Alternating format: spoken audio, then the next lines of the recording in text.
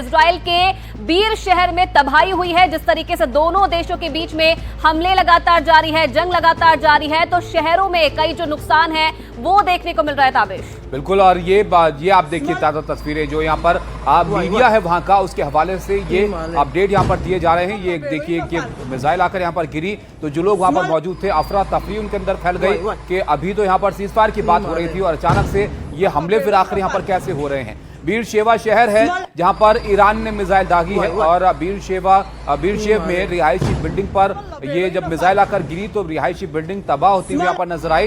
बीर शेव में एक की मौत हुई है और 6 लोग इसमें घायल बताया जा रहा है। ये आप देखिए उस वक्त का वीडियो है जब ये मिसाइल आकर गिरी और कैमरे में कैप्चर हुआ है।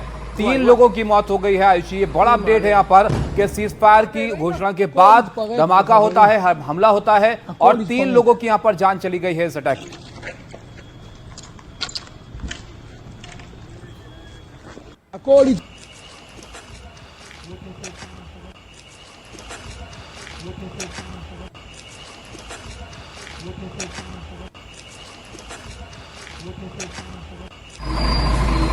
וואי וואי אני מעלה וואלה באלוהים נפל שמאל וואי וואי אני מעלה הכל התפרק פה חברים, הכל התפרק.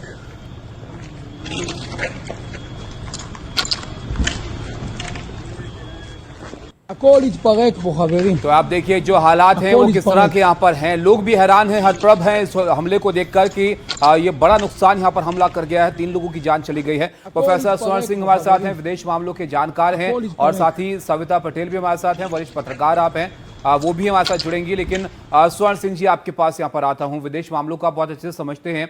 जो कुछ यहाँ पर हो रहा है ये एक तरह से सीज़फायर के ऐलान को, सीज़फायर की घोषणा को खारिज करने वाला आपको लगता है, या सीज़फायर का वक्त खत्म होने से पहले एक आखिरी हमला करने की कोशिश है दोनों देशों की तरफ से?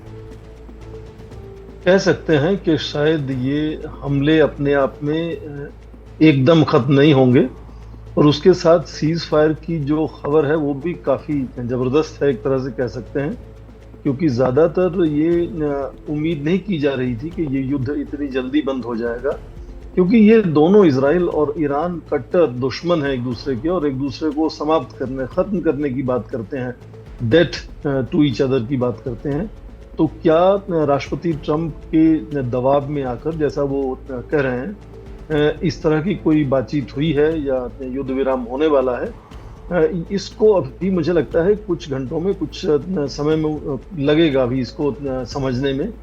दूसरी बात ये समझना जरूरी है हम सबको कि जब भी इस तरह से घमासान टकराव में युद्ध विराम होता है तो किसी भी उदाहरण को आप देख लें, उसमें उल्लंघन लगातार होते रहते हैं। कम से कम शुरुआत में उल्लंघन ज्यादा होते हैं, फिर बीच में भी कभी कभी उल्लंघन होते हैं।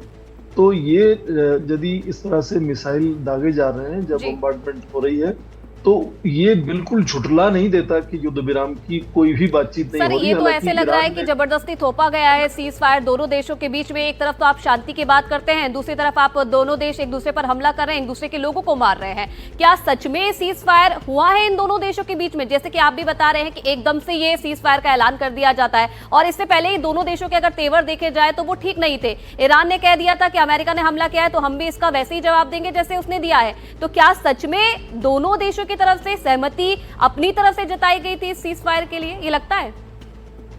हालांकि कुछ संकेत खासकर ईरान की तरफ से जरूर इस तरह के हैं कि शायद युद्ध विराम के संकेत हैं इसमें। जैसे उन्होंने कहा कि उन्होंने अमेरिकी ठिकानों पर 10 मिसाइल दागे हैं। वो जो 10 बड़े बॉम्ब अमेरिका ने गिराए थे 3 ठिकानों पर ईरान में, उसके जवाब में था।